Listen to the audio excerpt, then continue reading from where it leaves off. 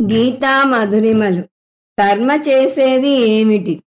జ్ఞానకర్మ సన్యాస యోగంలో కృష్ణ పరమాత్మ కర్మ గురించి వివరంగా చెప్పుకొస్తున్నాడు. కర్మని ఎవరు చేస్తారు, కర్మ ఎందుకు చేస్తారు, కర్మ ఎలా బంధిస్తుంది, తను ఎలా కర్మకు బందీ అవ్వకుండా కర్మ చేస్తున్నాడు, ఇవన్నీ చెప్పి 16, 17 శ్లోకాల్లో కర్మతత్వం గురించి తెలుసుకోవాలి అని చెప్పి కర్మ అంటే ఏమిటి, వికర్మ అంటే ఏమిటి, అకర్మ అంటే ఏమిటి, ఇవన్నీ వివరంగా చెప్తాను అని చెప్తాడు.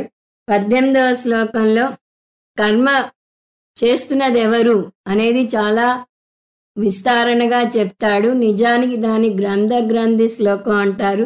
గ్రంథి శ్లోకం వివరంగా మనం ఇంకొక చోట చూస్తాం.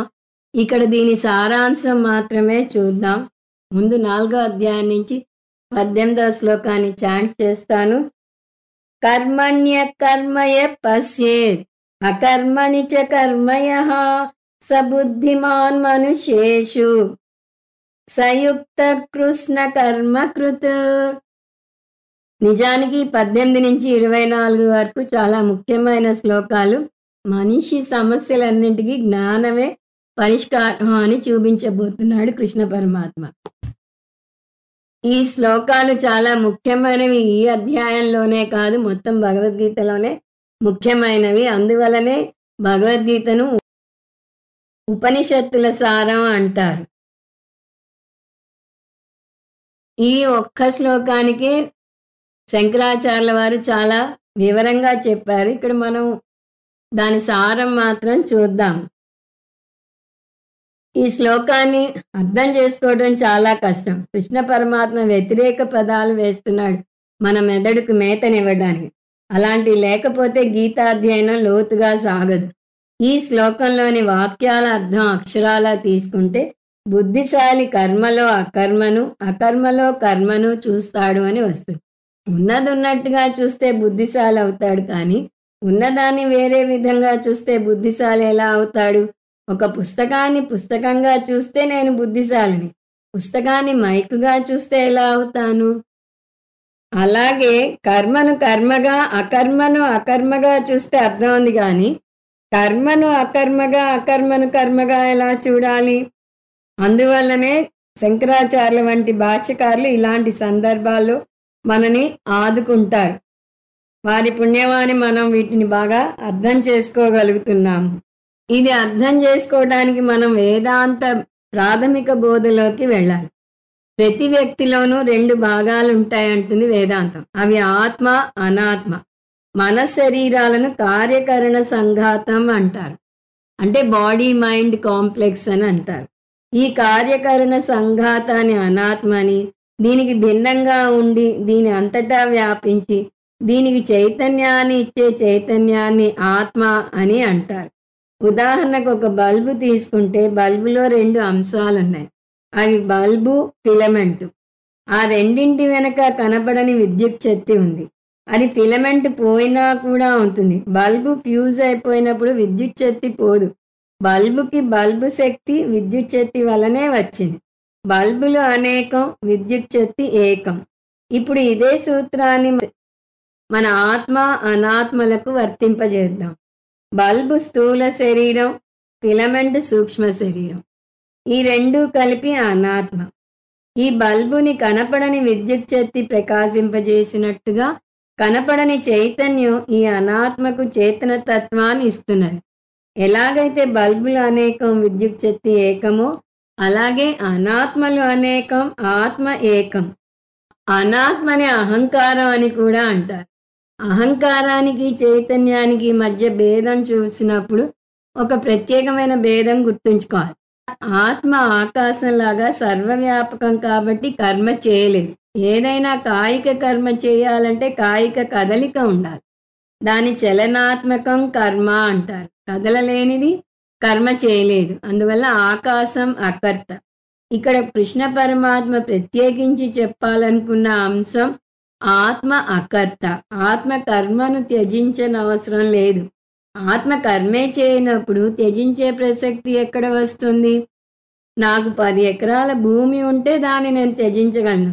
నాకు అసలు భూమే లేకపోతే దేన్ని త్యజిస్తాను? అందువల్ల ఆత్మ ఎప్పటికీ అకర్త. ఇది మొదటి పాఠం. రెండవ పాఠం దానికి భిన్నంగా అనాత్మ సంగతి. అనాత్మ ఎప్పటికీ కర్త. మన శరీరాలను అహంకారం అని కూడా అంటారని చూసాం కదా. అహంకారం పరిమితి ఉన్నది, పంచభూతాలతో చేయబడిన వస్తువు. అందువల్ల అనాత్మ కదలిక లేనట్టు కనిపించినా అది ఎన్నడూ ఆగదు. అత్యంత చిన్నవైన ఎలక్ట్రాన్లు కదులుతూనే ఉంటాయి, అత్యంత పెద్దదైన భూమి ప్రదక్షిణం చేస్తూనే ఉంటుంది. అందువల్ల అనాత్మ స్థాయిలో కదలిక ఎన్నడూ ఆగదు, అది నిరంతరం కొనసాగుతూనే ఉంటుంది. అనాత్మ కదలనట్టు కనిపించినా అవ్యక్త రూపంలో కదలిక ఉంటూనే ఉంటుంది. అందువల్ల అనాత్మ ఎప్పటికీ కర్త. కృష్ణ పరమాత్మ చెప్పదలుచుకున్న అంశం, అనాత్మ స్థాయిలో కర్మను త్యజించలేము, ఆత్మస్థాయిలో కర్మను త్యజించనవసరం లేదు. తెలివైన వ్యక్తి ఏం చేయాలి? అనాత్మ స్థాయిలో కర్మను స్వీకరించాలి, కర్మ నుంచి పారిపోకూడదు.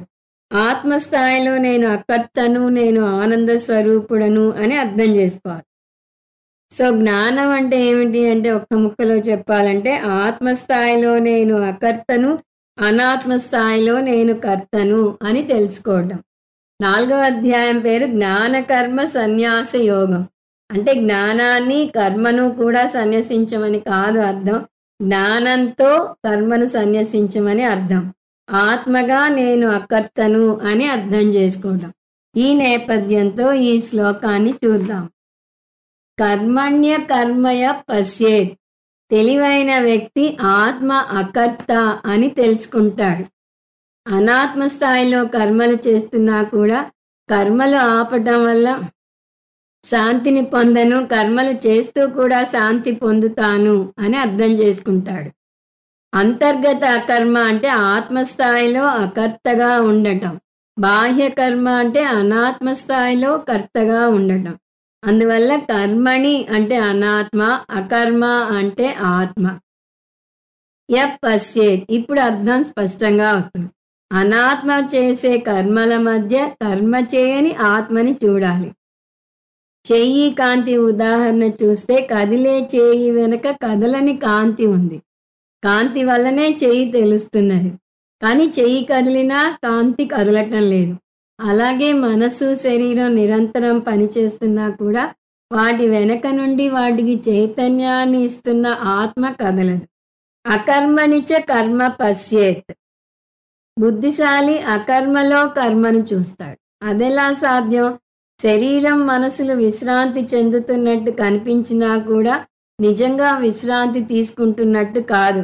నిద్రలో కర్మలు లేవనలేము, అవి అవ్యక్తంగా ఉన్నాయి. కర్మ అంటే కనబడే కర్మ, అకర్మణి అంటే అవ్యక్తంగా ఉన్న కర్మ. తెలివైన వ్యక్తి కనపడని అంటే అవ్యక్తంగా ఉన్న కర్మను కదలకుండా ఉన్నట్టు కనపడుతున్న మనసు శరీరాల్లో చూస్తాడు. అనాత్మ ఎప్పటికీ కర్తే, ఆత్మ ఎప్పటికీ అకర్తే. ఈ విషయం బుద్ధిశాలి తెలుసుకోవాలి. సబుద్ధిమాన్ మనుష్యేషు.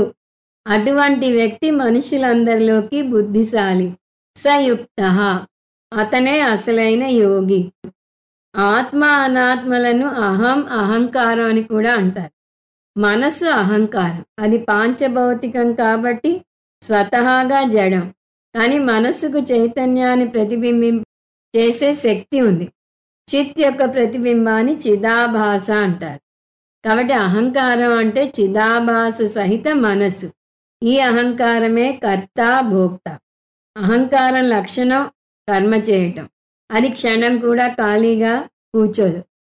ఒక వ్యక్తి మరణించినప్పుడు చిదాభాసతో కూడిన మనస్సు అంటే అహంకారం అతని శరీరాన్ని విడిచి ప్రయాణం చేస్తుంది.